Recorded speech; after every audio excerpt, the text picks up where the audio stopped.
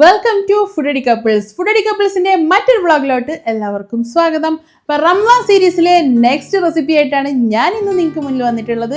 അപ്പോൾ ഇന്നത്തെ നമ്മുടെ റെസിപ്പി എന്താണെന്ന് വെച്ച് കഴിഞ്ഞാൽ തമ്പനയിൽ കണ്ടപ്പോഴേ കാര്യം നിങ്ങൾക്ക് മനസ്സിലായി കാണുമല്ലോ. നല്ല ടേസ്റ്റി ആയിട്ടുള്ള കരൾ വരട്ടിയതിൻ്റെ റെസിപ്പിയാണ് കേട്ടോ. നല്ല ഡ്രൈ ആയിട്ട് വരട്ടിയിട്ടുള്ളതാണ്. നല്ല പോത്തിൻ്റെ ലിവറാണ്. അപ്പോൾ നമുക്ക് സമയം കളയാണ്ട് റെസിപ്പിയിലോട്ട് പോയാലോ. സോ യോ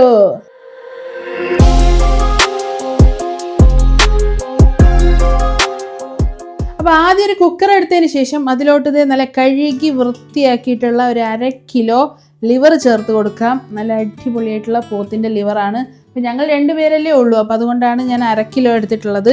അപ്പോൾ നിങ്ങൾ ആൾക്കാർ കൂടുതലുണ്ടെങ്കിൽ അതിനനുസരിച്ചിട്ടുള്ള അളവിൽ എടുക്കാവുന്നതാണ്. നന്നായിട്ട് കഴുകി വെള്ളം ഏകദേശം ഒരു 10-15 മിനിറ്റോളം വാരാൻ വെച്ചിട്ടുള്ളതാണ് കേട്ടോ ഇത്. അപ്പോൾ ഇനി ഇതിലോട്ട് നമുക്ക് ആവശ്യത്തിനുള്ള മസാലപ്പൊടികൾ ചേർത്ത് കൊടുക്കാം. ഒരു 1/2 ടീസ്പൂണോളം മഞ്ഞൾപ്പൊടി ചേർത്ത് കൊടുക്കുന്നുണ്ട്. ഏകദേശം ഒരു 3/4 ടീസ്പൂണോളം മല്ലിപ്പൊടി ചേർത്ത് കൊടുക്കുന്നുണ്ട്. ഒരു 1/2 ടീസ്പൂണോളം മുളക് പൊടി ചേർത്ത് കൊടുക്കുന്നുണ്ട്. കാശ്മീരി മുളക് പൊടിയല്ല, നമ്മളെ സാധാ മുളക് പൊടിയാണ്. ശേഷം ഇതിലോട്ട് ജിഞ്ചർ ഗാർലിക് പേസ്റ്റും കൂടെ ചേർത്ത് കൊടുക്കാം. ആവശ്യത്തിന് കുറച്ച് ഗാർലിക് പേസ്റ്റ് ചേർത്ത് കൊടുത്തിട്ടുണ്ട്. കുറച്ച് ജിഞ്ചർ പേസ്റ്റും കൂടെ ചേർത്ത് കൊടുക്കുന്നുണ്ട്. ഇനി അതല്ല, നിങ്ങൾക്ക് സാധാ വെളുത്തുള്ളിയും ഇഞ്ചിയും ചതച്ചതായിട്ട് ചേർക്കണമെങ്കിൽ അങ്ങനെ അതും ചേർത്ത് കൊടുക്കാവുന്നതാണ്. ആവശ്യത്തിനുള്ള കുറച്ച് ഉപ്പ് കൂടെ ചേർത്ത് കൊടുക്കുന്നുണ്ട്. ഞാനിപ്പോൾ കല്ലുപ്പാണ് ചേർത്ത് കൊടുത്തിട്ടുള്ളത്. കല്ലുപ്പാണ് എപ്പോഴും ഇതുപോലെയുള്ള റെസിപ്പീസൊക്കെ ഉണ്ടാക്കുമ്പോൾ ഏറ്റവും നല്ലത് കേട്ടോ. ടേസ്റ്റ് ഉണ്ടായിരിക്കാൻ നല്ലത്. ആവശ്യത്തിന് കുറച്ച് വെളിച്ചെണ്ണയും കൂടെ ചേർത്ത് കൊടുക്കുന്നുണ്ട്. ഇനി ഇതിനെ നന്നായിട്ടൊന്ന് കൈകൊണ്ട് കുഴച്ച് മിക്സ് ചെയ്തെടുക്കാം. ഇനി ഇത് വേവാൻ ആവശ്യമായിട്ടുള്ള കുറച്ച് വെള്ളം, ലേശം വെള്ളം കൂടെ നമുക്ക് ഒഴിച്ചു കൊടുക്കാം. ഏകദേശം ഒരു 1/2 ഗ്ലാസ്സോളം വെള്ളം ചേർത്ത് കൊടുത്താൽ മതി കേട്ടോ. ഇത്രയും തന്നെ മതിയാവും.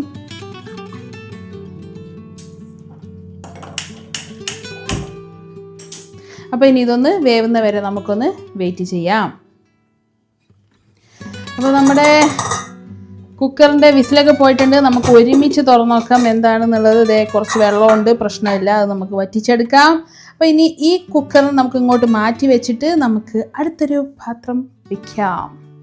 അപ്പോൾ മറ്റൊരു പാത്രം വെച്ചതിന് ശേഷം നമുക്ക് തീ കത്തിച്ച് കൊടുക്കാം. ഇതിലെ വെള്ളമെല്ലാം ഒന്ന് പോട്ടെ. അപ്പോൾ ചട്ടിയിലെ വെള്ളമെല്ലാം വറ്റിയിട്ടുണ്ട്. നമുക്ക് ആവശ്യത്തിന് കുറച്ച് വെളിച്ചെണ്ണ ഒഴിച്ച് കൊടുക്കാം. എത്രയും തന്നെ മതിയാവും. ശേഷം അതിലോട്ട് നമുക്ക് ഒരു 2 പച്ചമുളക്, കുറച്ച് കറിവേപ്പില അതും കൂടെ ചേർത്ത് കൊടുക്കാം. ശേഷം അതിലോട്ട് മീഡിയം സൈസിലുള്ള ഒരു സവാളയും ഒരു 10 കുഞ്ഞുള്ളിയും കൂടെ ചോപ്പ് ചെയ്തെടുത്തിട്ടുള്ളതാണിത്. ഇതും കൂടെ നമുക്ക് ഇതിലോട്ട് ചേർത്ത് കൊടുക്കാം.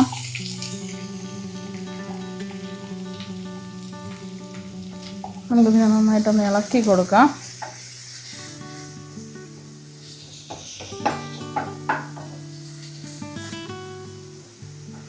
ഇപ്പോൾ ഓൾറെഡി ഇഞ്ചി വെളുത്തുള്ളി നമ്മൾ പേസ്റ്റ് ചേർത്തിട്ടുള്ളതിൻ്റെ പേരിലാണ് ഈ ഒരു സമയത്ത് നമ്മൾ ഇഞ്ചി വെളുത്തുള്ളി പേസ്റ്റ് ചേർക്കാത്തത്.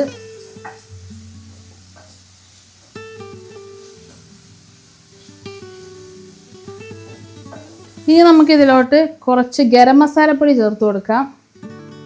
ഏകദേശം ഒരു 1/4 ടീസ്പൂൺ ഞാൻ ചേർത്ത് കൊടുത്തിട്ടുണ്ട്. കുറച്ച് പെപ്പർ പൗഡറും കൂടെ ചേർത്ത് കൊടുക്കാം. ഇപ്പോൾ കുറച്ച് ചേർത്താൽ മതി. ലാസ്റ്റ് ആവശ്യമുണ്ടെങ്കിൽ ഫൈനലൈസിൽ നമുക്ക് ചേർത്ത് കൊടുക്കാവുന്നതാണ്. പിന്നെ നിങ്ങളുടെ കയ്യിലുണ്ടെങ്കിൽ കുറച്ച് മട്ടൻ മസാലയും കൂടെ ചേർത്ത് കൊടുക്കാം. ഇനി നിങ്ങളുടെ കയ്യിൽ മീറ്റ് മസാലയാണ് ഉള്ളതെങ്കിൽ അത് ചേർത്താലും മതിയാവും. കുറച്ച് ക്രഷ്ഡ് മുളകും കൂടെ ചേർത്ത് കൊടുക്കുന്നുണ്ട്. ഏകദേശം ഒരു 1/2 ടീസ്പൂണോളം ചേർത്ത് കൊടുത്തിട്ടുണ്ട്. ഇനി ഇതിൻ്റെ പച്ചമണം പോകുന്നത് വരെ നമുക്കൊന്ന് ഇളക്കി കൊടുക്കാം.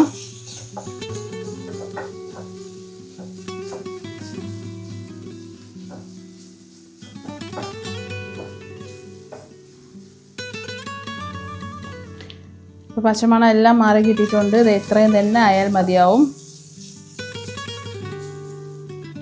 ഈ ഒരു സമയത്ത് നമുക്കിതിലോട്ട് നമ്മൾ വേവിച്ച് വെച്ചിട്ടുള്ള ലിവർ ഇതിലോട്ട് വെള്ളത്തോട് കൂടി തന്നെ നിങ്ങൾക്ക് ചേർത്ത് കൊടുക്കാം.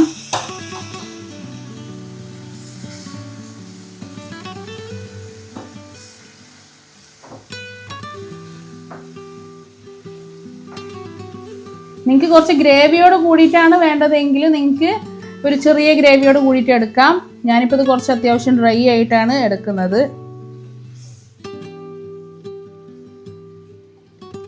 ഇനി ഇതൊന്ന് പറ്റി വരുന്നത് വരെ നമുക്ക് ഇടയ്ക്കിടയ്ക്കൊന്ന് ഇളക്കി കൊടുത്തുകൊണ്ടിരിക്കാം. ഇനി നമുക്ക് ഈ ഒരു സമയത്ത് കുറച്ച് ഉലുവാപ്പൊടി നിങ്ങളുടെ കയ്യിലുണ്ടെങ്കിൽ കുറച്ച് അല്പം ഉലുവാപ്പൊടി കൂടെ ചേർത്ത് കൊടുക്കാം. അധികമാവണ്ട, കുറച്ച് മതി. വലിയ ജീരകം പൊടിച്ചതുണ്ടെങ്കിൽ അത് നിങ്ങൾക്ക് ചേർത്ത് കൊടുക്കാവുന്നതാണ്. ഞാൻ ഓൾറെഡി പിന്നെ മല്ലിപ്പൊടിയിൽ എൻ്റെ കയ്യിലുള്ളതിൽ ജീരകത്തിൻ്റെ അംശം ഉള്ളത് കൊണ്ടാണ് ഞാൻ പിന്നെ സെപ്പറേറ്റ് വേറെ ജീരകപ്പൊടി ചേർത്ത് കൊടുക്കാത്തത്. ഈ ഒരു സമയത്ത് നിങ്ങൾക്ക് ഉപ്പ് കുറവുണ്ടെങ്കിൽ നിങ്ങൾക്ക് ചേർത്ത് കൊടുക്കാവുന്നതാണ്.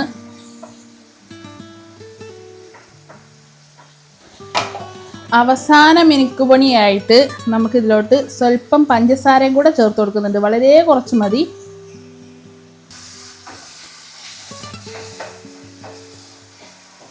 അതെ, നമ്മുടെ വളരെ വളരെ ടേസ്റ്റി ആയിട്ടുള്ള നമ്മുടെ ലിവർ ഫ്രൈ ഇവിടെ റെഡി ആയിട്ടുണ്ട്. അപ്പോൾ ഇനി നിങ്ങൾക്ക് ട്രൈ ആക്കണമെങ്കിൽ ട്രൈ ആക്കാം. ഞാനിപ്പോൾ ഇത് അത്താഴത്തിനുള്ളതായതുകൊണ്ട് ഇനി ഇത് കുറച്ചും കൂടെ ഇരിക്കും തോറും കുറച്ചും കൂടെ ഇത് ഡ്രൈ ആവും. ഞാൻ തീ അങ്ങ് ഓഫ് ചെയ്യുവാണ്.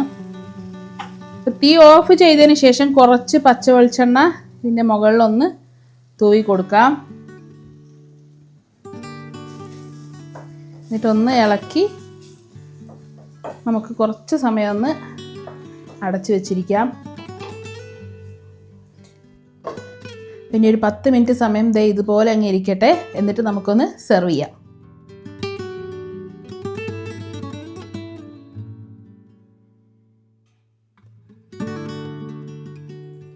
അപ്പം അങ്ങനെ നമ്മുടെ വളരെ വളരെ ടേസ്റ്റി ആയിട്ടുള്ള നമ്മുടെ ലിവർ ഫ്രൈ ഇവിടെ റെഡി ആയിട്ടുണ്ട്.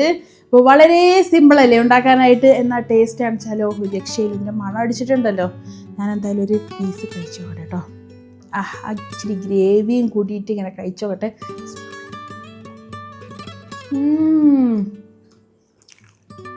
ഞാൻ കഴിക്കുന്ന ആളായിട്ട് നീ നോമ്പില്ലാത്തതുകൊണ്ടാന്ന് വിചാരിക്കണ്ട.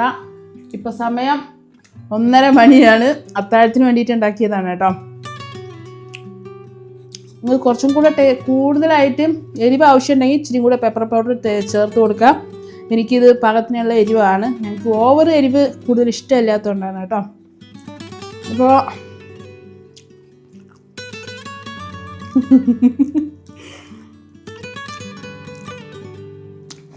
അപ്പോൾ ഇന്നത്തെ വീഡിയോ ഞാനിവിടെ വൈൻഡപ്പ് ചെയ്യാണ്. അപ്പോൾ ഇന്നത്തെ റെസിപ്പി നിങ്ങൾക്ക് എല്ലാവർക്കും ഇഷ്ടപ്പെട്ട് കാണുമെന്ന് വിചാരിക്കുന്നു. എല്ലാവരും ട്രൈ ചെയ്ത് നോക്കിയിട്ട് നിങ്ങളുടെ ഫീഡ്ബാക്കുകളൊക്കെ മറക്കാതെ അറിയിക്കുക. നമുക്കിനി മറ്റൊരു കിടിലൻ റെസിപ്പി ആയിട്ട് കാണുമ്പോഴേക്ക് ദിസ് ഈസ് ഫുഡ് അടി കപ്പിൾസ്.